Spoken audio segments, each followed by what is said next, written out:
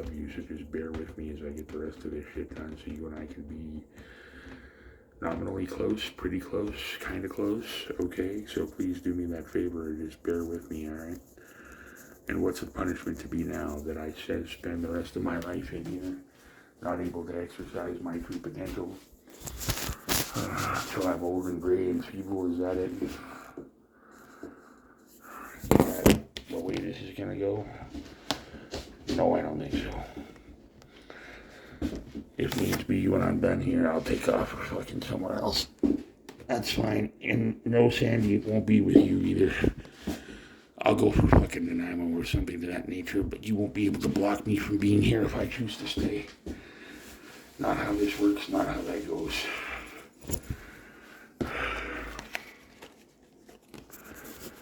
And you know what? I gotta tell you something. By even thinking for 5 seconds that by getting rid of Sandy, you're somehow going to make it so that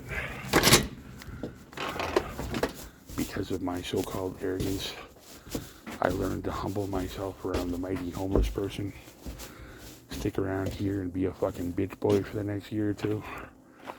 Do you think that's going to occur?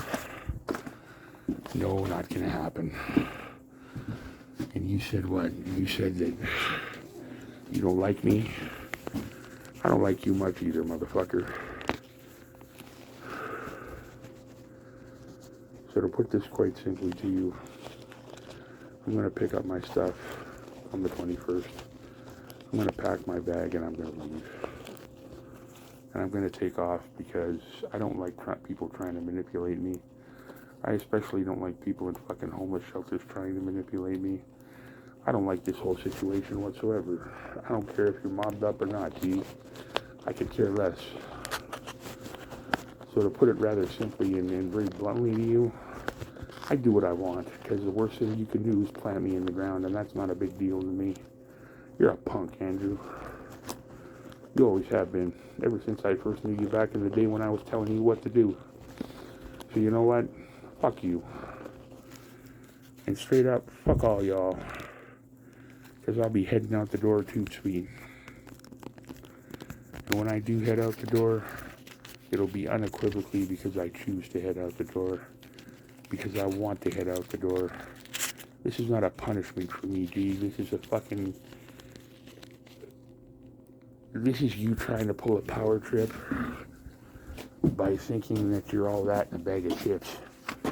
And by thinking that I somehow need to be benevolent and bow down to you because you control 3 blocks on the side of the road. And you know what? I don't care, man. You think that criminal activity gives you some sort of sway over me and how I do things, and it doesn't. You think that by getting on here and pretending you're someone you're not, that I'm going to be intimidated by you. And that's how people like you work. You utilize intimidation and coercion. And you think that if you intimidate me enough, or if you get in my face enough, I'm going to cave. You're going to be able to take advantage of my situation and then discard me when you're done with me because you think that before you haven't done quite enough yet. So you think that by doing a bit more, that might just finish me off. Give me a mental breakdown and possibly send me to the hospital. Or better yet, send me into a watery grave. This is not even her talking, my friend. I know exactly who this is. And rest assured, your argument or your threats have no sway with me. And I'm not afraid of any sort of wannabe fucking shelter mafia. You're nothing to me, punk. You understand me? You're a bad dream. A very bad dream, and I'm intending to wake up very soon and be on my way. Don't get in the way of that. You won't want to.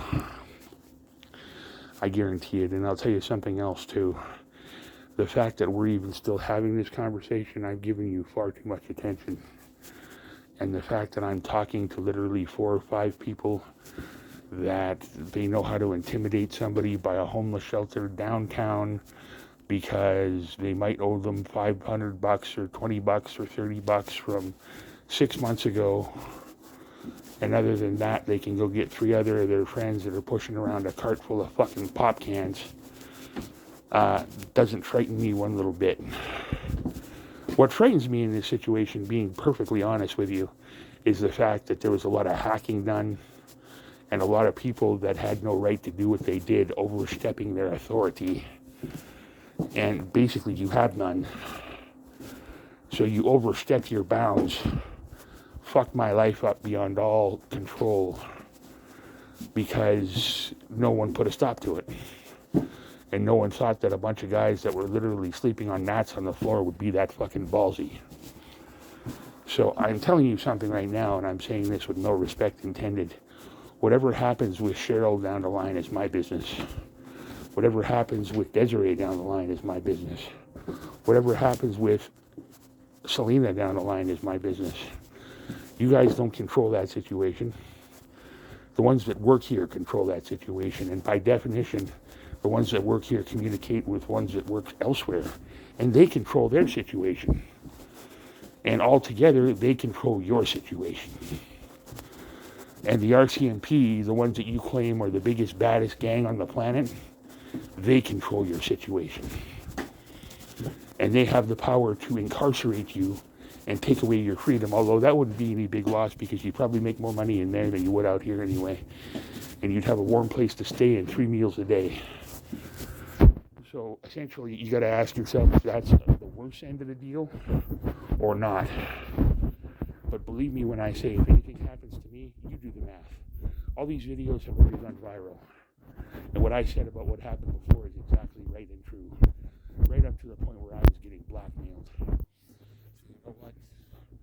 RCMP are going to take one look at those videos, and they're going to make a beeline for this place. And it won't be hard for them to find this place either.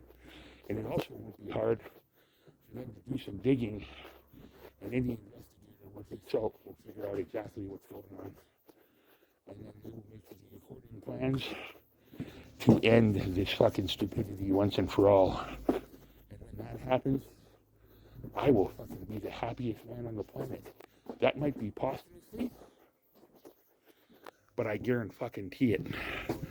I will be the happiest fucking man that you have ever met. My spirit will be ecstatic. So here's what's going to happen. Being the fact that you don't control anybody's destiny, except maybe the crackhead down the street in the fucking paper box or the bag, and other people that work in these places control your destiny. By definition, the cops control your destiny. By definition, you don't pay taxes. By definition, basically, you're here on taxpayer benevolence. And other people that donate money and funds to this place and other places, and who also donate money to organizations like the John Howard Society that then fund these places. And they fund places like Cornerstone, too. The place where this whole gang was formed. So I got to tell you something here, Haas. I'm going to be out on the 21st. I'm going to get a job. I'm going to get a life. I'm going to continue to apply for employment. By definition, I'm going to go to school. I'm going to be a psychiatric nurse.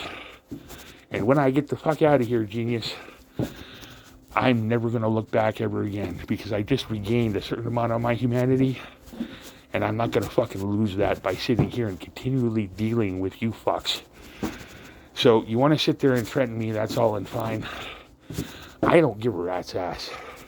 You can do whatever it is that you want to do.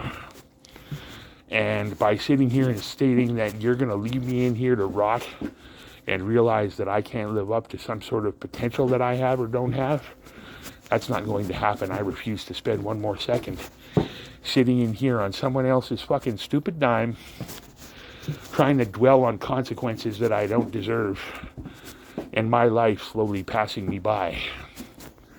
So I'm going to have Selena in my life, who, by the way, controls the consequences of the people that hang out in the Penticton shelter. And by definition and through communication, control the consequences of what happens to the people right here. You maybe control the glass of water in your hand, and that's the extent of it. You don't have any power, my friend.